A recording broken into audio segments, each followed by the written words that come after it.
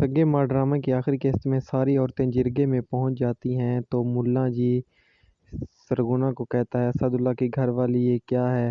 تو وہ کہتی ہے کہ میں اپنی بہن کی جگہ پر آئی ہوں اور یہ سب عورتیں اپنے درد بیان کرنے آئی ہیں۔ ہلمند کا دادا جرگے والوں کو کہتا ہے او مشرانو پہلے میرے بیٹے کا فیصلہ کرو، یہ جرگہ میرے بیٹے کے قتل کا ہے۔ اور سب عورتوں کو کہتا ہے کہ جاؤ اپنے مردوں کو بھیجو۔ شہرزاد کہتی ہے کہ ہر گالی میں عورت کا نام آتا ہے تو یہاں پر عورت کیوں پہلے نہیں آ سکتی؟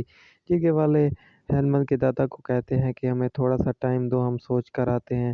تو ملا جی کو کہتے ہیں کہ ہمیں حاجی کو بلا لینا چاہیے، حاجی سنبھال لے گا، لیکن ملا کہتا ہے کہ حاجی نہیں آئے گا، اس کی جگہ اس کا بیٹا حکمت آیا ہے۔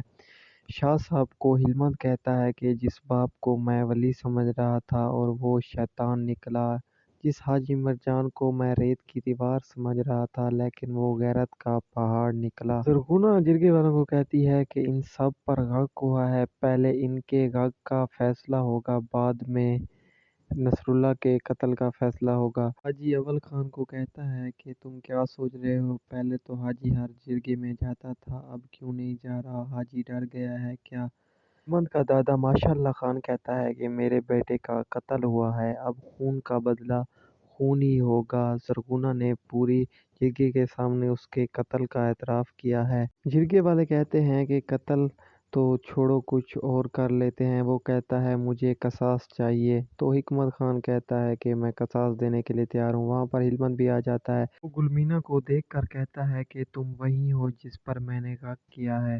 تو گلمینا کہتی ہے ہاں میں وہی ہوں۔ تو ہلمند کہتا ہے کہ میں تمہارا گنہگار ہوں، لیکن تھوڑا سا مجھے ٹائم دو، میں اپنے باپ سے نپٹ لوں، پھر تمہاری سزا کا میں حقدار ہوں گا۔ ہلمند حکمت کو کہتا ہے کہ اب دیکھو تمہارا لالا ان سب کا منہ کیسے کالا کرتا ہے۔ ہلمند اپنے دادا کو کہتا ہے کہ پہلے تم اپنے بیٹے کے غق کا حساب دو، اس نے میری ماں پر غق کیا تھا۔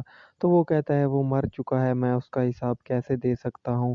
ہلمند کہتا ہے جس کا حساب تم دے نہیں سکتے تو اس کا حساب لینے کیوں آئے ہو؟ ہلمند اپنے دادا کو کہتا ہے کہ مجھے اپنے باپ کی جائیداد کا حصہ چاہیے، اور ملا جی کو کہتا ہے کہ میں اپنے باپ کی جائیداد کا حصہ لے سکتا ہوں۔ تو ملا اسے کہتا ہے بالکل، شریعت میں یہ ہے، اگر جائیداد تمہارے باپ نے خریدی ہو وہ تمہارے دادا کی نہ ہو۔ تو ہلمند پیپر دکھاتا ہے اور کہتا ہے یہ رہے، میں سارے پٹواری سے پیپر لے کر آیا ہوں، جو میرے باپ نے جائیداد خریدی ہے۔ تو ہلمند کا دادا اپنے بیٹے کو کہتا ہے یہاں سے نکلو، یہاں تو لینے کے دینے پڑ رہے ہیں۔ ہلمند جرگے والے کو کہتا ہے غق کی کیا سزا ہے؟ جرگے والے کہتے ہیں اگر زرغونہ اور اس کی بیٹی معاف کر دیں تو کوئی سزا نہیں۔ زرغونہ ہلمند کو معاف کر دیتی ہے، لیکن گلمینا کہتی ہے میں تمہیں ایک شرط پر ہی معاف کروں گی، جن پر غق ہوا ہے تم ان سب کو انصاف دلواؤ گے۔ جرگے والے کہتے ہیں انصاف دلوانا ہلمند کا کام نہیں، ہم سب انصاف دلوائیں گے۔ ہلمند اور حکمت ایک دوسرے کو گلے ملتے ہیں۔ ہلمند حکمت کو کاغذات دکھاتا ہے، وہ جھوٹے کاغذات ہوتے ہیں۔ تو حکمت کہتا ہے لالا یہ کیا؟